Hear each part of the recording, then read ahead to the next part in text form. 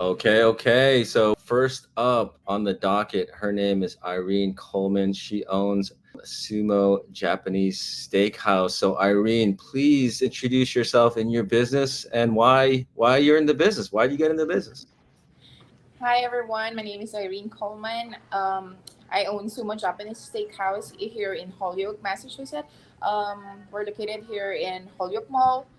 Um, Honestly, I'm just new in the area. I'm just new as an owner as well, but this gives me the freedom to show that in this line of business, Filipinos can excel on managing and promoting more building up a teamwork over here, the work ethics. We're really top, being on top notch and everything on that.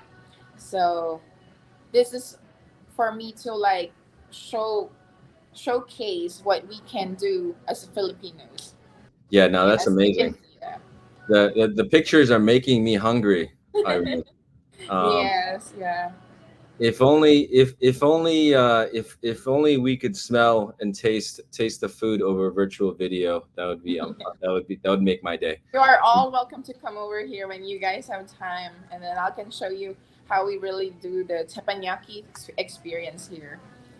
So basically, with in here in sumo, we have a sushi and then the hibachi. So with the hibachi side, that's when the chef cooks in front of you.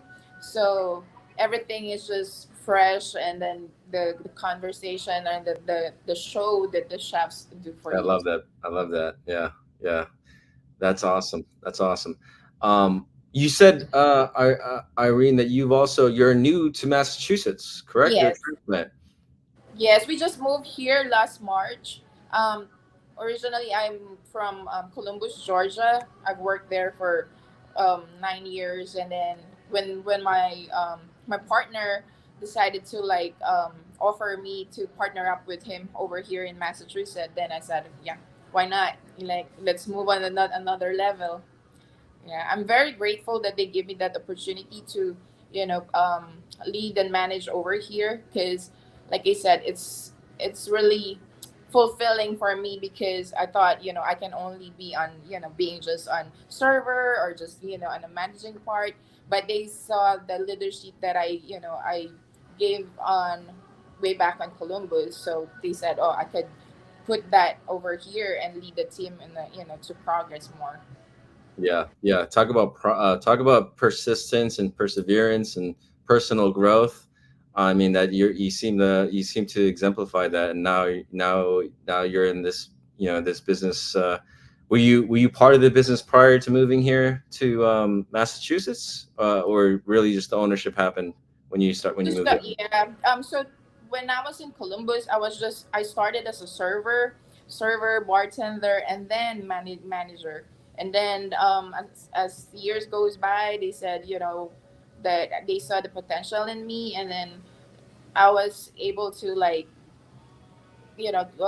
have the promotion that was given to me, like you said, partner us with us. It actually was just like a day, like 2 days offer for me to move over here.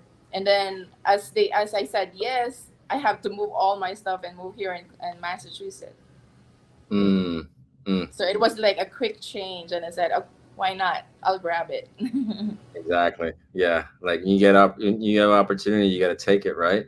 Yes. Or when it knocks, you got There's to. a leap of faith that I know I could do it. So I said, I will. Perfect.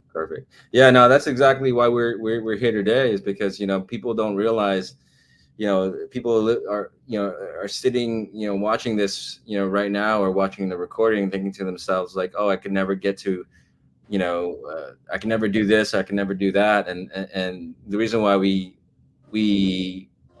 put out and encourage people to share their stories is because you never know who is going to strike a chord with. You know what I mean? So if you're, if you're in the, if you're, out there watching and the recording or watching live, and you're in the restaurant business, which I think as an employee, it's not really all that glorified. You don't really celebrate it that much, but hey, you never know. You could be Yes. an ownership level before you know it if you work hard. Yeah, so Irene, congratulations on that opportunity and definitely having faith in yourself enough to take that leap and only having 2 days to make that decisions or less, right? So it's really cool to hear your story because the longer I've been in the insurance industry working with restaurants, your your track or your path, should I say, is actually pretty common, or not common, but I should say it's not uncommon, but it does happen. And a lot of the restaurants that I've talked to here locally in Bakersfield is the servers will eventually have start another restaurant, own it and manage it, but they have their previous boss or their boss support them in that, and they partner up together. So it's really cool to hear that you have that opportunity. You're taking that risk on yourself and you're betting on yourself.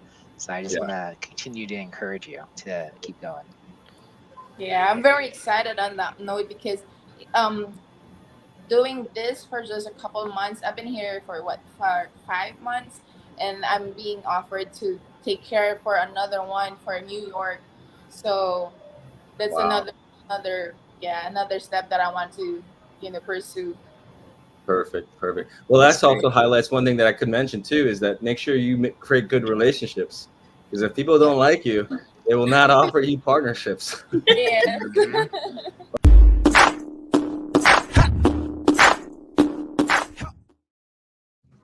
Okay, okay, all right. So as I mentioned, if you have any questions that you have for Carlo or Irene or maybe even Nikki and Daryl, please pop them into the live chat, and we'll be happy to make sure that they get answered. So let's just do this. There's a lot of questions that I think a lot of people would like to ask, but let me just prime the pump by asking Irene, what for you has been the biggest challenge of being an entrepreneur, working for yourself, and really just doing what you're doing now. Let us know. Yeah, so for right now, like I said, I'm just new for being an owner, but then the challenges for me is like for financial wise, what should I do to to make it more progress on such some areas that needs to be fixing over here, because when I got here it's a lot of flaws and a lot of fixing to do. And at first they were um they like the judgment type, like because I'm a Filipino, and I'm not really into like the straight English. I'm still on that baroque stage of speaking here, but I try to like not to show them that my like the confidence that I have. I just show them that I am I'm on this place because I was trusted so that I can I can do this job and lead the people that are this over here. And as the months goes by, I was able to um like for our sales it went up triple when I did the management over here. um and I was showing them that it's not just like one. I tried to like hire people not just because it should be just like all the all this nationality over here. Over here in Sumo, I had every nationality. I hired everybody for even help some refugees that were looking for work. I tried to give them that that opportunity that you know you could help your family and just work right, the work ethics, how the flow of service. So those were like for me, I know I have accomplished a lot within this just past 5 months, just helping everybody to what I've learned when I started as a server, and then growing it to like everybody work as a team. Mm, mm. Yeah, no, that's awesome. I think what sticks out for me is the fact that you had mentioned your confidence, right? Like it's almost like you have to have this confidence before you have the confidence, right? Because otherwise, people are going to try to take advantage, and or maybe they just assume that you're not competent, Yes. if you don't have that confidence. So thank you so much. That's I mean, I'm just impressed with the amount of what you've been able to do in such a short period of time. I mean, March is only 6 months ago. Yeah, really quick. We have a question that I wanna put up there for everybody, for everyone. So, question is to Irene and Carlo: how do you ensure that your marketing strategies for your business are effectively implemented, and how do you measure their return on investment? Oh boy. Antoinette is like an MBA type of person, so this is an MBA type of question, but hopefully it's not too complicated. Irene, I'll give you this one, since Carlo got the last one.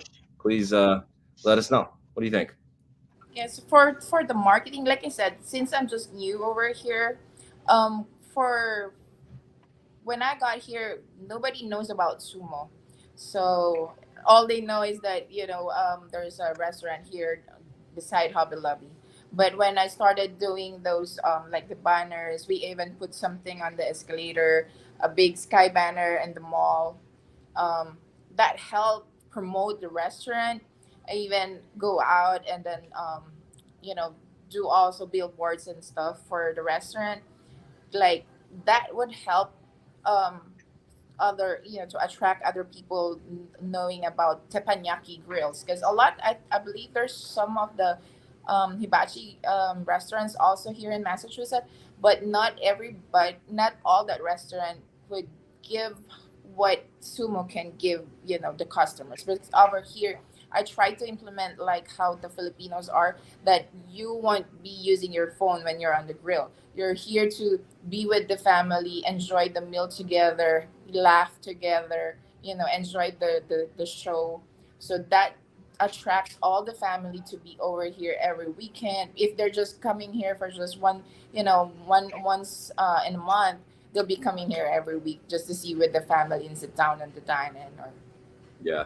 No, that's what I actually, I love teppanyaki because, like you said, there's entertainment like kind of baked in, as opposed to just ordering food and then being on your phones the rest of the time. You know what I mean? yeah. So I love that. I love that, and I love going places with my family where I can experience something or watch something or just share time together. So that's great that you emphasize that, because I think Mhm. people don't necessarily.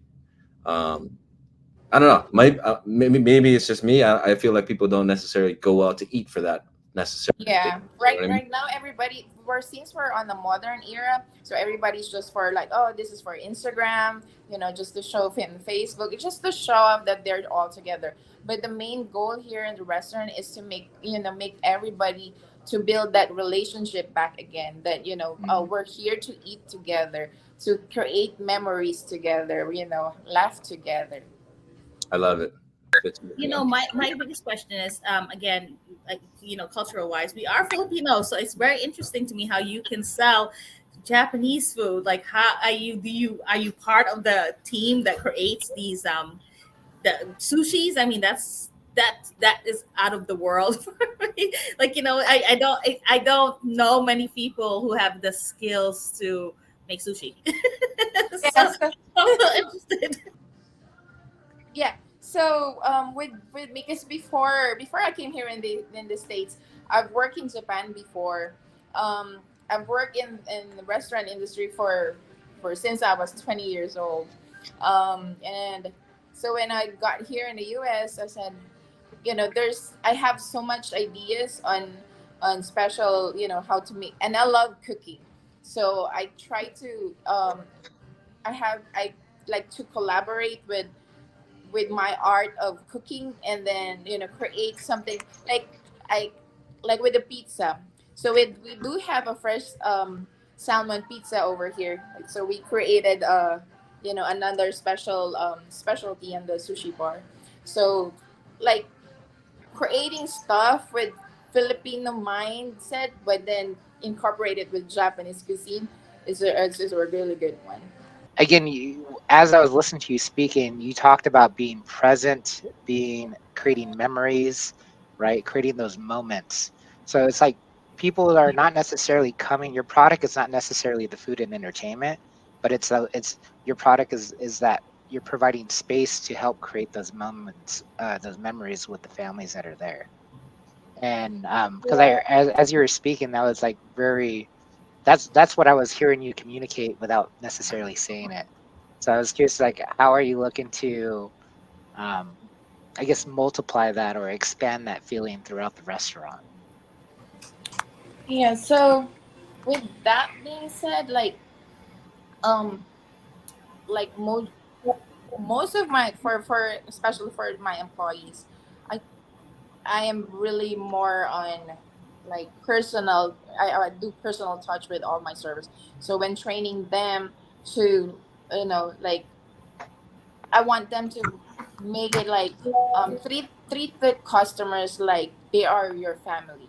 That way, when every time they come over here, they treat special and then they feel loved. So every time they come over here, it's like, every we always, you can see our Google reviews. Everybody loves to come here in the restaurant because of the hospitality that I've been teaching everybody over here. The amount of love that they give for my customers, and then the service of, like, even especially with the kids, we wanted the kids to have that experience of, like, oh, everybody is being in, like, experience the joy, and then the, loving the food. We even have them like perform with the chefs, like teach them how to be cooking, giving it to your mom, doing like hearts and stuff. So yeah, it's big. It's like I said, you are all welcome to come over here and see the shows, and then you will feel how the being Filipino is being incorporated here in the Japanese restaurant. That's really cool.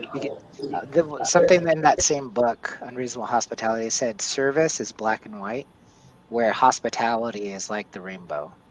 Yes. And so when you're talking about hospitality and the different things that you're doing compared to other restaurants I've been to or heard about, that's really you're doing it different. So you're adding the color to what you do. I appreciate. Yeah. No, that's great. I love that. Hospitality is the rainbow. Wow. Yeah, and we are known for always like a happy person. And so over here, everybody's just smiling. And if a customer is kind of coming here with the rudeness or they're not in good mood, we always turn that, to be a good mood, good vibes, and yeah. Mhm. Wow. That's great. Great. Well, thank you so much, Daryl, for that. Really appreciate it. One of the last questions that I want to ask before we run out of time is, what type of advice would you give to anyone who might be thinking to themselves, "Hey, I want to start something. Hey, I have an idea. I want to do this. I want to do that." What kind of advice would you give to that person who you might be able to inspire right now?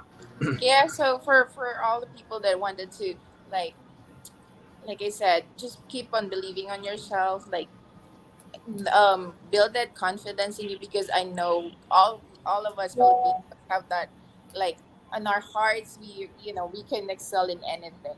And for me, for my humble beginning and to where I am at right now, I could say that, if I could do it, you guys can do it too. Awesome. Awesome. Yeah. No, I love that. I love that you left off with that, because that's exactly why we're here to inspire others to do and chase their dreams. Go for that freedom. This message really rings true regardless of where you are, right? I mean, the places and the businesses might change, or whatever, the cities might change. But at the end of the day, this common message of, just being able to persist, keep going, just like what Irene and Carlos said, it's just keep singing, keep doing what you do, and Right. you're gonna make it. So, salamat, maraming salamat. I'm gonna say thank you, Nikki. Thank you, Daryl, for being here.